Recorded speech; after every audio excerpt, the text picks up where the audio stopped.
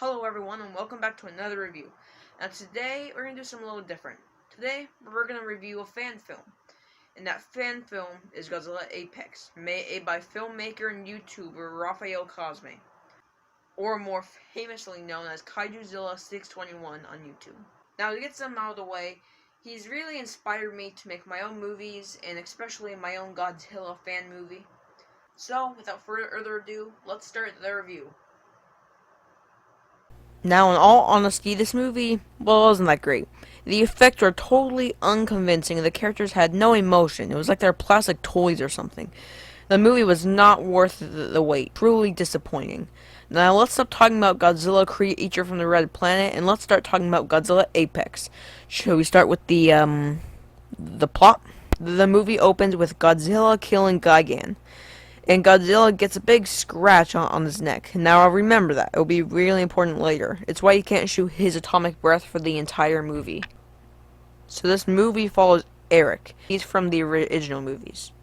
In this film, he hates Godzilla and has skin cancer. That'll also be very important later. And also Bruce, who's the second protagonist. So Eric and Bruce and this other guy, Russ, set out on an adventure. Their plan is to kill Godzilla and get revenge on the person that killed Bruce's girlfriend. Turns out Bruce and Russ were lying about trying to kill Godzilla. Soon after, Russ is killed by the bad guys. Just know we're an hour in. So to keep a long story short, the main villain Kessler strikes a alliance with the aliens, but then the aliens backstab them and release Apex Ghidorah. Eric and Bruce wake up Godzilla with Kessler on their tail. So, to keep a long story super short, and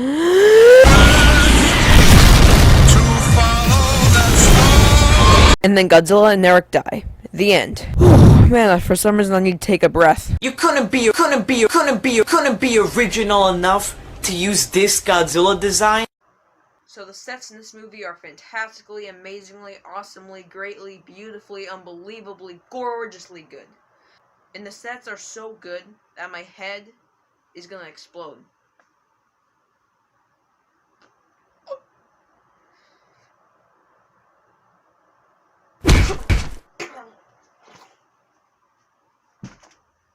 Look at that desert. Look at that house. Look at that. Look at those mountains. Look at the nuclear fallout. It's beautiful. Well, I think I made my points about the sets. Now let's talk about the special effects by Jaws-Man and Camster Rook. And they're really good. The beams from the monsters look great.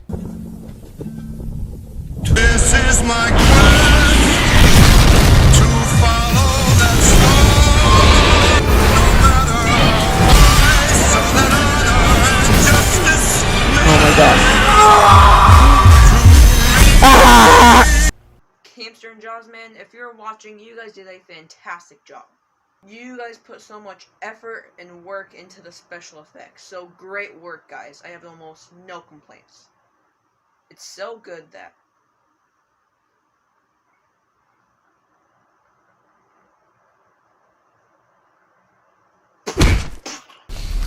You'll be okay, kid. It's just a grace. Come on. Well, what? It's just a grace. Just a grace. Just a grace? Just a grace. Well, I'll show you a grace.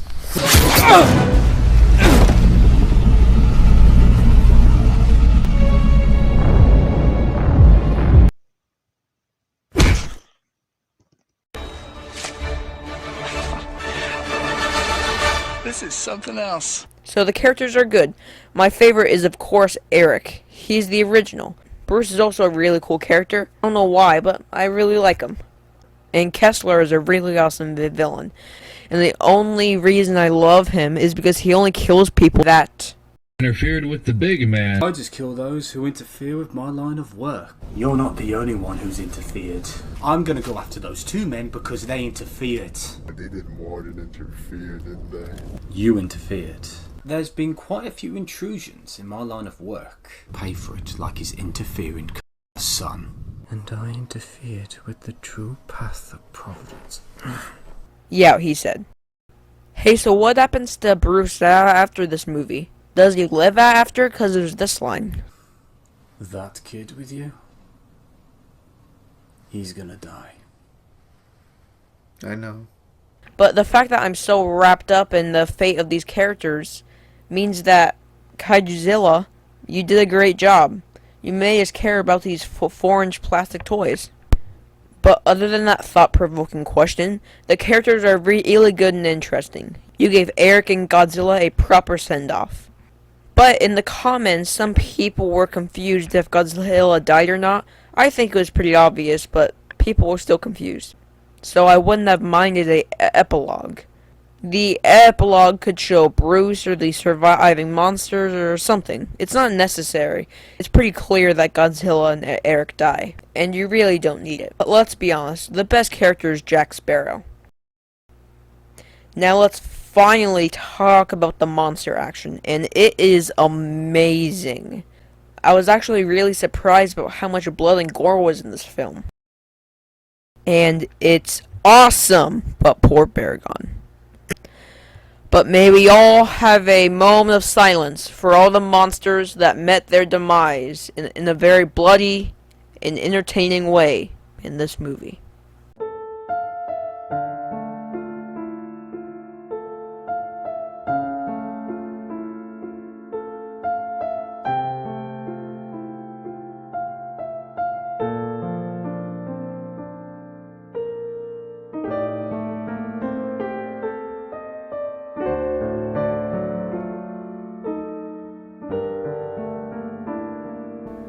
But really, Baragon didn't deserve that. But how about King Caesar? He was just obliterated. Why are his arms moving? But I do have one kind of gripe. At the end, there's a lot of monsters. It doesn't feel like having that many monsters was earned. Gamera literally just falls from the sky, and that's it. And there's Otachi and a ton of random Ultraman monsters. You know, to understand how I'm feeling, let's take an analogy from the MCU. Imagine if it started with Iron Man, then Captain America, then Thor, then Avengers 2012, and then Endgame just comes out of nowhere. Godzilla Apex, all the monsters, but there is no setup. There is no setup for any of these. Only like a quarter or half of the monsters at the end of this movie was even set up. Also, this movie is brutal, man. And Ghidorah is the most villainous, psychopathic, baddest bad guy in the whole West. Now, in most Godzilla fan films, monster fights are pretty boring, but I could never understand why. I mean, they're giant monsters hitting each other. But I think Kaijuzilla has finally cracked the code officially. The action needs to have stakes. You need to feel the impact of every punch.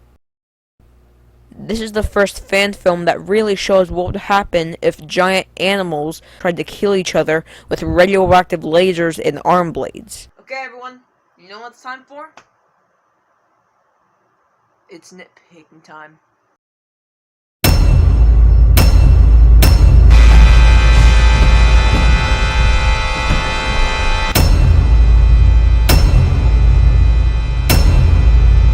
Guardian Angel. Hey!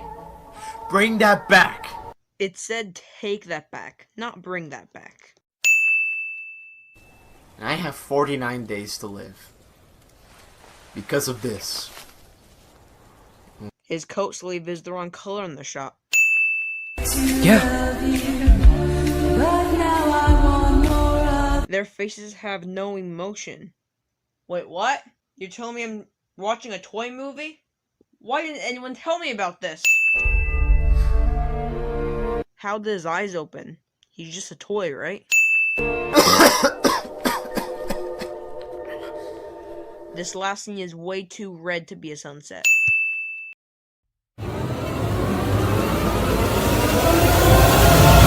Gentlemen, you will always remember this as the day that you almost caught Captain Jack Sparrow.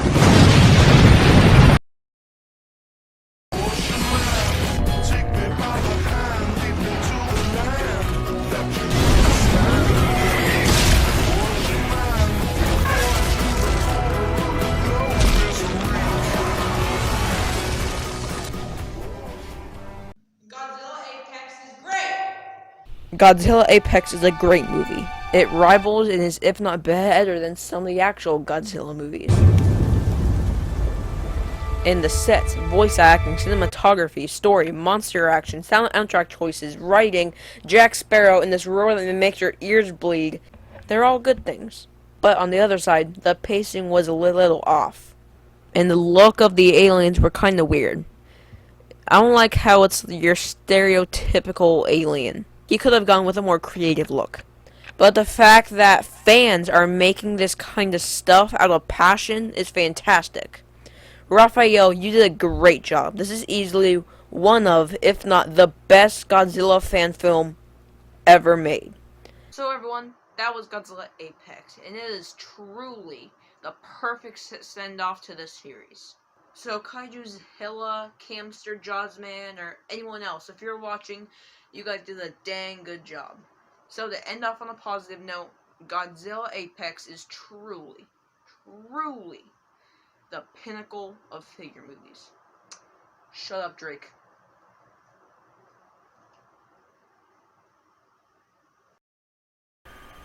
Stupid jerk.